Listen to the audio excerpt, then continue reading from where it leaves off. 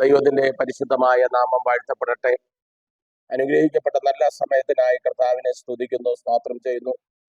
വീണ്ടും ഈ മീഡിയയിലൂടെ കടന്നു വരുവാനും സർവശക്തനായ ദൈവത്തെ സ്തുതിപ്പാനും കർത്താവിന്റെ മാറ്റമില്ലാത്ത തിരുവചനം അല്പസമയം ഷെയർ ചെയ്യുവാൻ തക്കവണ്ണം ദൈവം ഒരുക്കി തന്ന വിലയേറിയ അവസരത്തിനായി സ്തോത്രം. ഈ മീഡിയയിലൂടെ എന്നെ വാച്ച് ചെയ്യുന്ന ശ്രദ്ധിക്കുന്ന എല്ലാ പ്രിയപ്പെട്ടവർക്കും യേശുക്രിസ്തുവിന്റെ നിസ്തുല്യ നാമത്തിലുള്ള സ്നേഹവും വന്ദനവും അറിയിക്കുന്നു.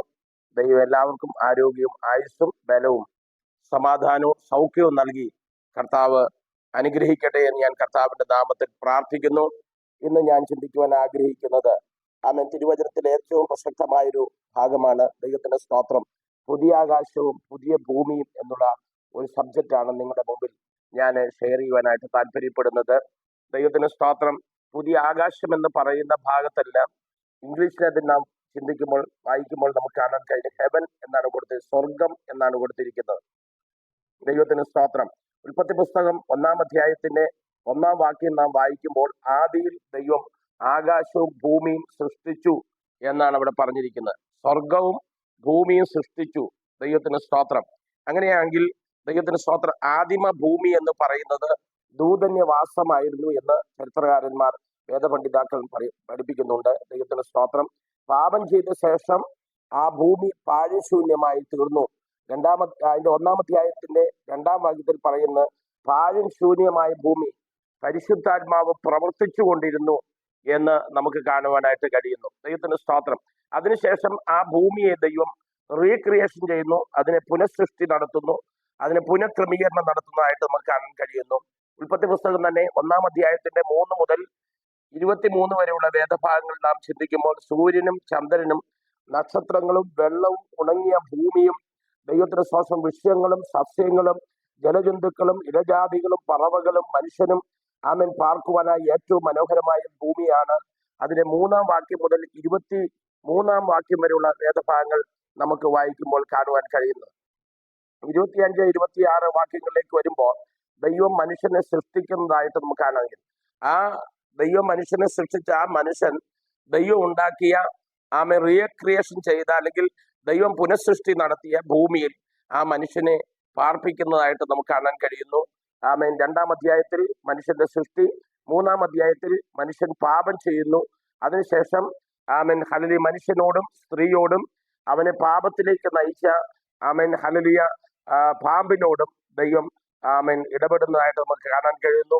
പുരുഷനോടുള്ള ബന്ധത്തിൽ ആമേൻ മനുഷ്യനോടുള്ള ബന്ധത്തിൽ അവന് ദൈവത്തിന് സ്തോത്രം ഹല്ലേലൂയ വിയർപ്പ് കൊണ്ട് അധ്വാനിച്ച് അവന്റെ ആയുസ് മുഴുവൻ ആമേൻ ഹല്ലേലൂയ ജീവിക്കണമെന്നും, സ്ത്രീയോട് ദൈവം പറഞ്ഞു നിനക്ക് കഷ്ടവും ഗർഭധാരണവും അധികമായി വർദ്ധിപ്പിക്കുമെന്നും, പാമ്പിനോട് കർത്താവ് പറഞ്ഞത് ദൈവത്തിന് സ്തോത്രം ആമേൻ നീ ആയുസ് മുഴുവൻ നിലത്തെ പൊടി ആമേൻ ഹല്ലേലൂയ നക്കി തിന്നേണ്ടി വരും, അല്ലെങ്കിൽ അത് ആമേൻ ഹല്ലേലൂയ തിന്നേണ്ടി വരുമെന്ന് ആമേൻ നമുക്ക് കാണുവാനായിട്ട് കഴിയുന്നു. അതിനുശേഷം നാം കാണുമ്പോൾ 6-ാം അധ്യായത്തിലേക്ക് വരുമ്പോൾ ദൈവത്തിന്റെ സ്തോത്രം ഈ ഭൂമി മനുഷ്യവാസം പെരുകി നോഹയുടെ കാലം എത്തിയപ്പോഴത്തേനും ദൈവത്തിന് സ്തോത്രം ഈ ഭൂമി അകൃത്യം കൊണ്ട് നിറഞ്ഞതായിട്ട് നമുക്ക് കാണാൻ കഴിയുന്നു. 6-ാം അധ്യായത്തിന്റെ 13-ാമത്തെ വാക്യത്തിലേക്ക് നാം വരുമ്പോൾ അതിക്രമം കൊണ്ട് നിറയപ്പെട്ട ഭൂമി നോഹയുടെ കാലത്ത് ജലപ്രളയത്താൽ നശിച്ചു. ദൈവത്തിന് സ്തോത്രം. അപ്പോൾ ഏകദേശം 150 ദിവസം ജലപ്രളയം ഉണ്ടായി. 40 രാവും 40 പകലും ഭൂമിയിൽ മഴ പെയ്തുകൊണ്ടിരുന്നു.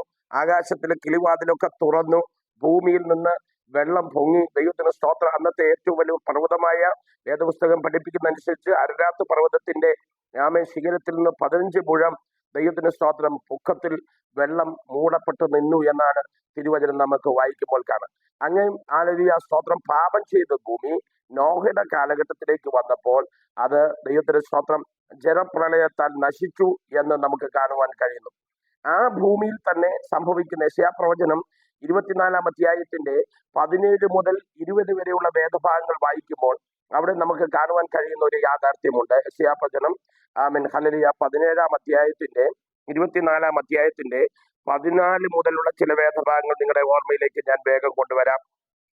ദൈവത്തിന് സ്തോത്രം. ഹല്ലേലൂയ 24-ന്റെ ആമേൻ 17 മുതലുള്ള ചില വേദഭാഗങ്ങൾ.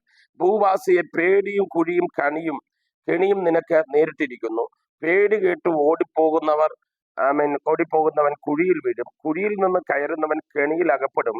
ഉയരത്തിലെ കിളിവാതിലുകൾ തുറന്നിരിക്കുന്നു, ഭൂമിയുടെ അടിസ്ഥാനങ്ങൾ കുലുങ്ങുന്നു, ഭൂമി പൊടുപൊട പൊട്ടുന്നു, ഭൂമി കിറുകിറ കീറുന്നു, ഭൂമി കിടുകിട കിടുങ്ങുന്നു, ഭൂമി മത്തനെ പോലെ ചാഞ്ചാടുന്നു, കാവൽമാനം പോലെ ആടുന്നു, അതിന്റെ അകൃത്യം അതിന്മേൽ ഭാരമായിരിക്കുന്നു, അത് വീഴും, എഴുന്നേൽക്കുകയില്ല.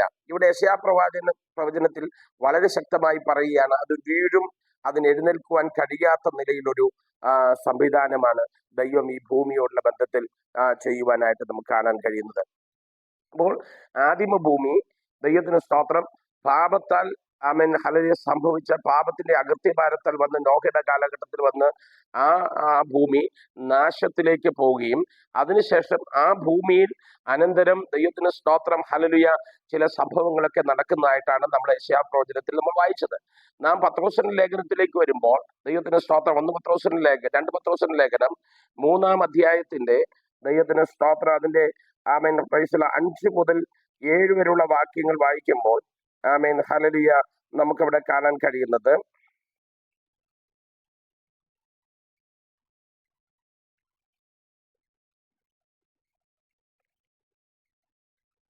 അഞ്ച് മുതൽ 7 വരെയുള്ള വേദഭാഗങ്ങളെ കാണുവാൻ കഴിയുന്നു. ആകാശവും വെള്ളത്തിൽ നിന്നും വെള്ളത്താൽ ഉളവായ ഭൂമിയും പണ്ട് ദൈവത്തിന്റെ വചനത്താൽ ഉളവായെന്നും അതിനാൽ അന്നുള്ള ലോകം ജലപ്രളയത്താൽ മുങ്ങി നശിച്ചു എന്നും ഇപ്പോഴത്തെ ആകാശവും ഭൂമിയും അതേ വചനത്താൽ തീക്കായി സൂക്ഷിച്ചും ന്യായവിധിയും ഭക്തികെട്ട മനുഷ്യരുടെ നാശവും സംഭവിക്കാനുള്ള ദിവസത്തേക്ക് കാത്തിരിക്കുന്നു എന്ന് അവർ മനസ്സോടെ മറന്നു കളയുന്നു. ദൈവത്തിന് സ്തോത്രം. ആ കാണുന്ന അന്ന് നോഹയുടെ കാലത്തുണ്ടായിരുന്ന ഭൂമി ജലപ്രളയത്താൽ നശിച്ചെങ്കിൽ പത്രോസ് അപ്പോസ്തലൻ പറയുന്ന ആ ഭൂമി ദൈവത്തിന് സ്തോത്രം ഇപ്പോഴത്തെ ആകാശവും ഭൂമി അതേ വചനത്താൽ തീക്കായി സൂക്ഷിച്ചും ന്യായവിധിയും ഭക്തികെട്ട മനുഷ്യരുടെ നാശവും സംഭവിക്കാനുള്ള ദിവസത്തേക്ക് കാത്തിരിക്കുന്നു. അപ്പോൾ ന്യായവിധിക്ക് വേണ്ടി ഈ ഭൂമി കാത്തിരിക്കുന്നു എന്നാണ് തിരുവചനത്തിൽ നമുക്ക് വായിക്കുമ്പോൾ കാണാൻ കഴിയുന്നത്. അപ്പൊ പാപം ചെയ്ത ഭൂമി ദൈവത്തിന് സ്തോത്രം ഇനി ദൈവം പറയുകയാണ്, അത് ന്യായവിധിക്കായിട്ട് ദൈവം വേർതിരിച്ചിരിക്കുന്നു. ദൈവത്തിന് സ്തോത്രം. അതിനുശേഷം നമുക്ക് കാണുവാൻ കഴിയുന്നത് ഹല്ലേലൂയ സ്തോത്രം വെളിപ്പാട് പുസ്തകത്തിലേക്ക് നാം വരുമ്പോൾ അതിന്റെ 21-ാം അധ്യായത്തിൽ വരുമ്പോൾ അവിടെ ഇങ്ങനെയാണ് കാണാൻ കഴിയുന്നത്, ഞാൻ പുതിയ ആകാശവും പുതിയ ഭൂമിയും കണ്ടു, ഒന്നാമത്തെ ആകാശവും ഭൂമിയും ഒഴിഞ്ഞുപോയി, സമുദ്രം ഇനിയില്ല. ദൈവത്തിന് സ്തോത്രം. പുതിയ യെരൂശലേം എന്ന വിശുദ്ധ നഗരം ഭർത്താവിനായി അലങ്കരിച്ചിട്ടുള്ള മണവാട്ടിയെ പോലെ ഒരുങ്ങി സ്വർഗത്തിൽ നിന്ന് ദൈവസന്നിധിയിൽ തന്നെ ഇറങ്ങുന്നത് ഞാൻ കണ്ടു. ദൈവത്തിന് സ്തോത്രം. ഞാൻ പുതിയ ആകാശവും പുതിയ ഭൂമിയും കണ്ടു. ദൈവത്തിന് സ്തോത്രം. യോഹന്നാൻ തന്റെ വെളിപ്പാടിൽ താൻ എഴുതി വെച്ചിരിക്കുകയാണ്, ദൈവത്തിന് സ്തോത്രം, ഞാൻ പുതിയ ആകാശവും പുതിയ ഭൂമിയും കണ്ടു. അതേ പ്രിയപ്പെട്ടവരെ, ദൈവത്തിന് സ്തോത്രം, ഈ കാണുന്ന ഭൂമി ഹല്ലേലൂയ കർത്താവ് ഇതിനെ ശുദ്ധീകരിക്കുന്നതായിട്ടാണ് നമുക്ക് മനസ്സിലാക്കാൻ കഴിയുന്നത്. പാപം ചെയ്ത ഭൂമി ജലപ്രളയത്താൽ നശിച്ചെങ്കിൽ പത്രോസ് അപ്പോസ്തലൻ പറയുന്ന ആ വചനത്താൽ തന്നെ ഈ കാണുന്ന ഭൂമിയും ഹല്ലേലൂയ ആകാശവും തീക്കായി സൂക്ഷിച്ചിരിക്കുന്നു.